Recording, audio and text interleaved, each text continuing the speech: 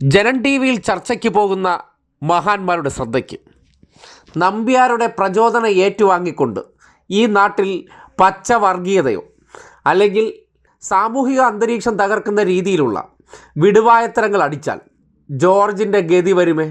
പിന്നെ ഒരു നമ്പ്യാരും കാണില്ല സഹായിക്കാൻ, അപ്പോഴേ മുങ്ങും. ഇന്നിപ്പോൾ ജോർജിന് ഈ അവസ്ഥ വരാനുള്ള പ്രധാനപ്പെട്ട കാരണക്കാരൻ ആരാണ്? അത് നമ്പ്യാരാണ്. ചർച്ചയാകുന്നില്ലെങ്കിലും ജനം ടി വിയിൽ വിളിച്ചിരുത്തി മുസ്ലിങ്ങൾക്കെതിരെ പച്ച വർഗീയത പറയാൻ വേണ്ടി ജോർജിന് വല്ലാത്ത പ്രചോദനം വാരിക്കോരി കൊടുത്തത് ഇതേ നമ്പ്യാർ. എന്നിട്ടിപ്പോൾ നമ്പ്യാർക്ക് അനക്കോ ഇല്ല, ആവിയില്ല.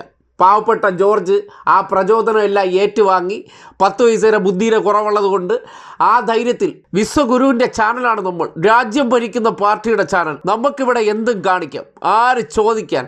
ഇതായിരുന്നു പ്രചോദന ഡയലോഗ്. ഇതും കേട്ടുകൊണ്ടാണ് കിളിപോയ ജോർജ് കയറി പഞ്ച് ഡയലോഗ് കാച്ചി കൊടുത്തത്.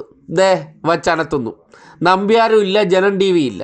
ഇനി ജയിലിൽ കിടന്ന് ഉണ്ട തിന്നാനായിട്ട് ഒറ്റയ്ക്ക് പാവപ്പെട്ട ജോർജ് മാത്രം. എല്ലാത്തിനും അവസരം ഉണ്ടാക്കുകയും ഇതെല്ലാം പറയിക്കുകയും ചെയ്ത നമ്പ്യാരാകട്ടെ സേഫ്. ഇത് തന്നെയാണ് പണ്ട് ബ്രിട്ടീഷുകാരുടെ കാലഘട്ടത്തിൽ ഈ സംഘികൾ ചെയ്തുകൊണ്ടിരുന്ന പ്രവർത്തനം. സംഘികളെന്ന് പറഞ്ഞാൽ അറിയാലോ, പണ്ട് കാലഘട്ടത്തിൽ ഇതേ അനിൽകുമാർ VP അഥവാ ഇന്നത്തെ അനിൽ നമ്പ്യാർ അന്ന് രമേശ് ചെന്നിത്തലയുടെ അടുക്കളയിലെ ബാല്യക്കാരനായിരുന്നു. ഗ്രൂപ്പ് നേതാവായിരുന്ന ചെന്നിത്തലയും കൊണ്ട് കടന്ന് ജീവിച്ചുകൊണ്ട് കിടന്ന വ്യക്തിയാണ്. അപ്പോൾ അദ്ദേഹം സൂര്യ TV പിന്നീട് അവിടുത്തെ വരുമാനം അത്ര പോരെന്നും വ്യാജരേഖ ചമച്ച കേസുമായി ബന്ധപ്പെട്ട് ചട്ടിക്കകത്തായപ്പോഴും അദ്ദേഹത്തിന് പിന്നീട് ചെന്നിത്തലയോടുള്ള വിശ്വാസ്യത നഷ്ടപ്പെട്ടു. അങ്ങനെയാണ് അനിൽകുമാർ VP പിന്നീട് അനിൽ നമ്പ്യാരായത്. സ്വാഭാവികമായിട്ട് സംഘികളോടൊപ്പം ചേരണമെങ്കിൽ പേരിനൊപ്പം വാല് വേണമല്ലോ. അങ്ങനെ നമ്പ്യാരായി കോൺഗ്രസ്സുകാരൻ മുഴുമുഴുത്ത സംഘിയായി. എന്നിട്ട് സംഘികൾ പണ്ട് കാലഘട്ടത്തിൽ ഇവിടെ ബ്രിട്ടീഷുകാർ വന്നപ്പോൾ ചെയ്ത പ്രവർത്തനം എന്താണ്? അതേ പ്രവർത്തനം തന്നെയാണ് ചാനലിനകത്തിരുന്നു കൊണ്ട് ഇദ്ദേഹം ചെയ്യുന്നത്. പാവപ്പെട്ട ക്രിസ്ത്യാനിയെ കൊണ്ട് മുസ്ലിം വിരുദ്ധത പറയിച്ചാൽ കുഴപ്പമില്ലല്ലോ.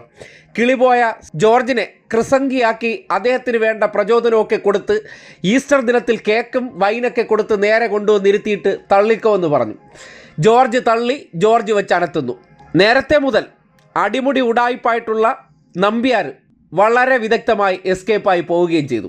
അതുകൊണ്ട് ജനം ടി വിയിൽ ചർച്ചയ്ക്ക് പോകുന്നവർ നമ്പ്യാരുടെ പതപ്പിക്കൽ വാക്കുകേട്ട് എന്തെങ്കിലും വിടുവായത്തരമോ നാട്ടിൽ വർഗീയതയോ അല്ലെങ്കിൽ സൗഹാർദ്ദ അന്തരീക്ഷം തകർക്കുന്ന വാചകങ്ങൾ അടിച്ചാൽ ഉണ്ട തിന്ന ഒരു നമ്പ്യാരോ ജനം ടി വിയോ കാണില്ല. എല്ലാം ഒറ്റയ്ക്ക് വെച്ച് അനത്തേണ്ടി വരും. ഏതുപോലെ? ജോർജിനെ പോലെ.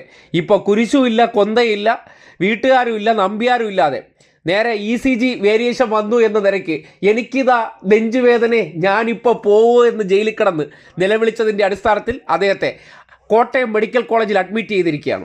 മിക്കവാറും 14 ദിവസവും കോട്ടയം മെഡിക്കൽ കോളേജിൽ അദ്ദേഹത്തെ ICUലോ വെന്റിലേറ്ററിലോ കിടത്തേണ്ടി വരും.